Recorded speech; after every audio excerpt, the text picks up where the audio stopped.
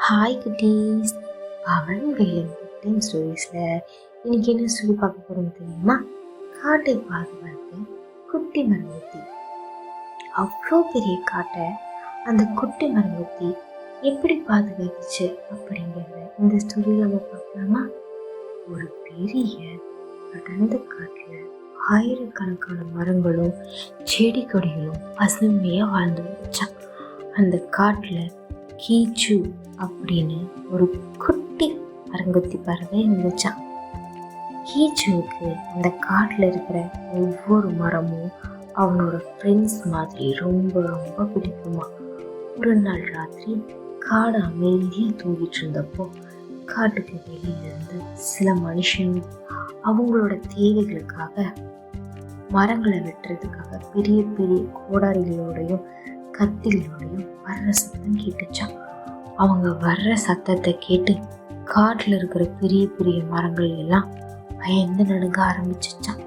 ஐயோ, நம்ம வெட்ட வர்றாங்களே, நம்ம என்ன பண்றது அப்படின்னு மரங்கள் கவலையோட சொல்லி அழுதுச்சான்.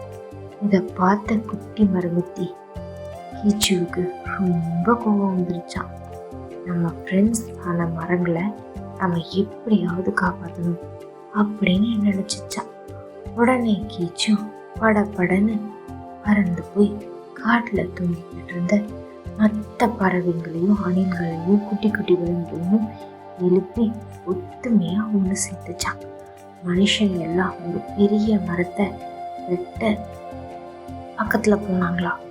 உடனே மரங்கொத்தி பறவை எல்லாம் ஒன்று சேர்ந்து அவங்களோட கோடாரி மேலே அவங்களோட மூக்கால டக் டக் டக் டக் டக் டக் டக் டக் டக் அப்படின்னு வேகமாக கொத்த ஆரம்பிச்சிச்சாங்க. அணில்கள் எல்லாம் அவங்க மேலே பழங்களை வீசி எறிஞ்சாங்களாம்.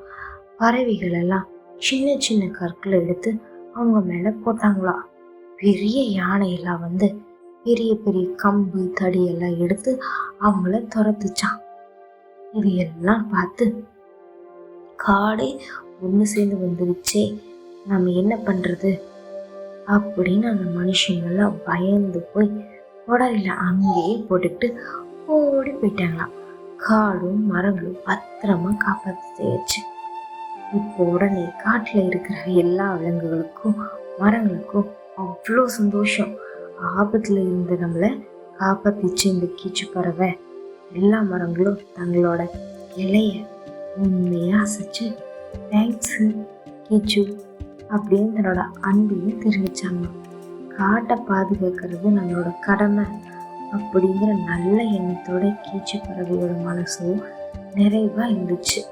அப்போ இதையெல்லாம் பார்த்துக்கிட்டு இருந்த வானத்திலிருந்து ஒரு குட்டி நட்சத்திரம் கீழே இறங்கி வந்து காட்டையே ஒன்று சேர்த்தி அந்த காட்டையே பாதுகாத்த அந்த குட்டி மரங்கொத்தி பறவை கீச்சுவுக்கு தன்னோட பாராட்டை தெரிவித்து அந்த காடு எப்பவுமே இப்படியே பசுமையாகவும் இருக்கிறதுக்காக ஒரு மேஜிக் நீரோற்றை உருவாக்கி வச்சுச்சான். காட்டை பாதுகாத்த அந்த நல்ல குணத்தோடையும் மன அமைதியோடையும் கீச்சு பறவை காட்டில் இருக்கிற மற்ற விலங்குகளும் தங்களோட கூட்டுக்குள்ள போய் படுத்துக்கிட்டு மெல்ல கண்களை மூடி ரொம்ப நிம்மதியாக தூங்க போயிட்டாங்க. நாமளும் நம்மளை சுற்றி இருக்கிற மரங்களையும் இயற்கையும் அன்போட பாதுகாக்கணும். இப்போ இந்த கதையை கேட்டு நம்ம பவன் மேலும் தூங்கிட்டான். அதே மாதிரி என் செல்லக்குட்டி நீயே இப்போ சமத்த கண்ணை மூடி தூங்க போற. செல்லக்குட்டிகளா, ஸ்வீட் ட்ரீட்ஸ். நாளைக்கு ஒரு புது கதையோட அக்கா வரேன். பாய் பாய்.